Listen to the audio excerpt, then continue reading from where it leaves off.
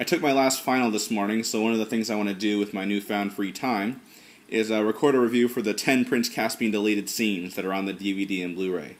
I'm not sure how long it'll be. I'm guessing it'll probably be a two-parter. We'll just see how much I want to talk. I'll just be kind of spontaneous about it and see how long it goes for. But basically, I just want to talk about what I think of the scenes, and then if I think if I agree with the decision to cut them out. So here's my review. So the first deleted scene, it kind of makes a bigger deal out of the secret wardrobe that Caspian had, or the wardrobe with a secret passage behind it. The main reason that I'm glad this was cut is that, there'd be some people out there who think, the wardrobe, how did it get to Narnia? Think it was the same wardrobe from the Lion, the Witch, and the Wardrobe film. This would be the same people who thought that Tumnus and the Professor were the same, and Mrs. McCready and the White Witch were the same, kind of getting the whole Wizard of Oz thing, getting the wrong idea. So I'm glad this was cut mainly for that reason. Now, also, pacing-wise, I agree with what Adamson says here.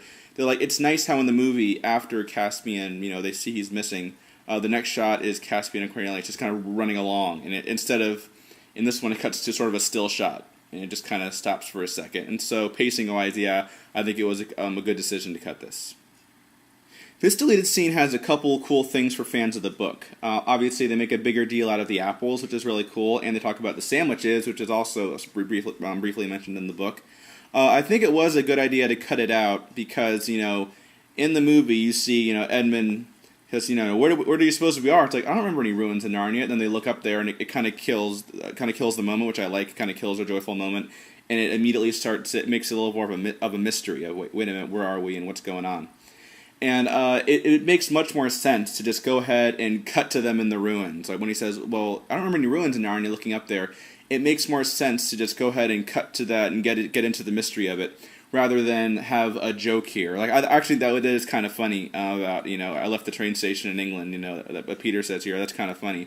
But I do feel like, let's go ahead and, it just, the momentum of the scene is like, let's just go ahead and get into the ruins, get into the mystery of it. Let's not pause for a joke. And although as a fan of the books, I really like seeing this scene on the special features, it was probably a good idea to not put it in the movie. I like the moment in the movie where you see Miraz on the balcony holding his son. Just getting to see more of a human side of him and just emphasizing the fact that he's doing this for his son. I agree with Adamson, this probably wasn't really necessary to sort of have this dialogue here on the balcony. Also, I think it would add expectations about Pruna Prismia's character that weren't correct. It would make it seem like she was going to be a bigger character than she really was. He only has a couple scenes, and she is kind of important. She comes in at the end and during the night raid and everything. But so she is still a pretty minor character, and I think it, mainly for Pruna Prismia's character, that's the reason I wouldn't want this scene in the movie. But it's nice to see it here. This is a deleted scene that my brother and I kind of disagree on. We were debating this shortly after it came out, the DVD came out. And basically, it really reminds me of a scene in The Last Battle, when I think it was Chapter 2, when a dryad comes before King Tyrion, saying, "Oh, my brothers and sisters are falling," and then she disappears, that meaning that her tree was cut down. My brother thinks, I guess he just thinks it's inappropriate to really show the dryads moving around. Like, the whole idea is that they're gone. It's like, look at the trees, they're so still. That's the whole point. I think that's his argument, and I can definitely understand that. And that was kind of my first feeling as well.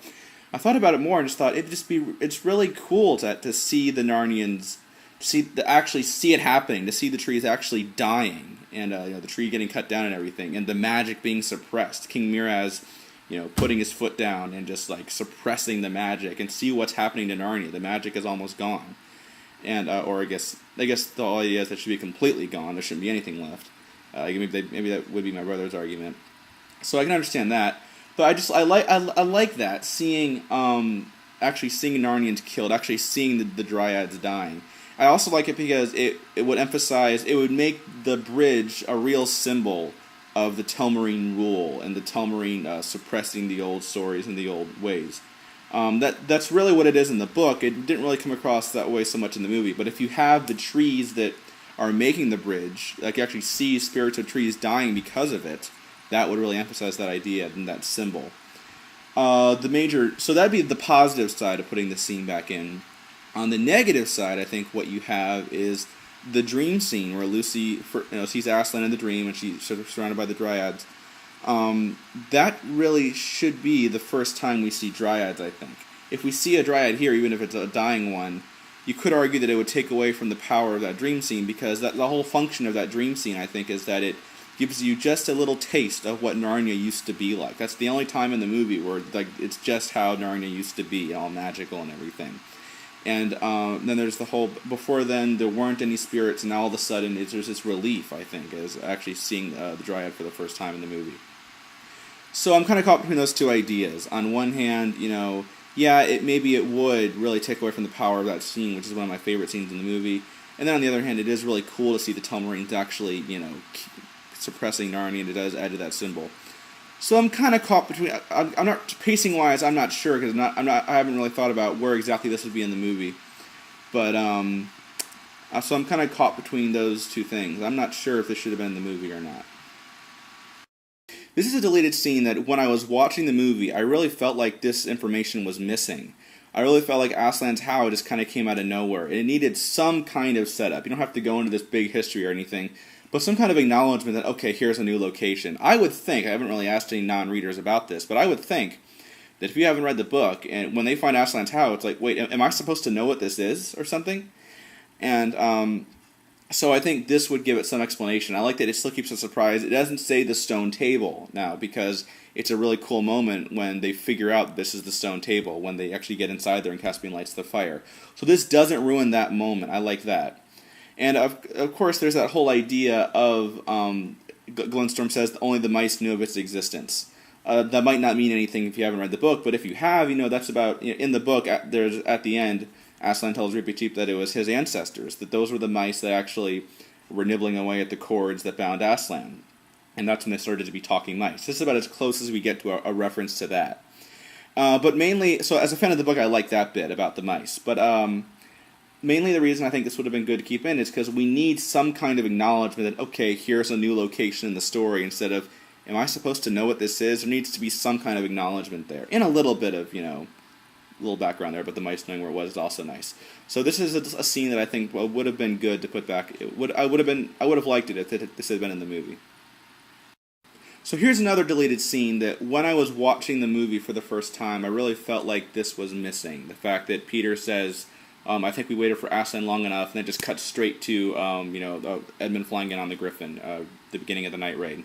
You could argue that there's something to be said about that as far as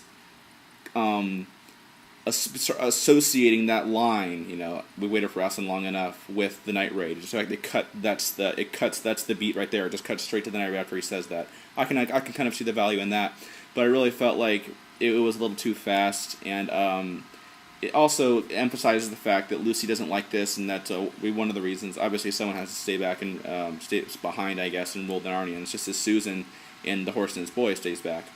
So that really makes it. I always thought, like, why does Susan fight it? Like, why not have Lucy fight? That'd be better than Susan, because Lucy does actually fight in Horse and His Boy, whereas Susan stays back because she just doesn't do those things. She hates killing things. It's just not in her nature.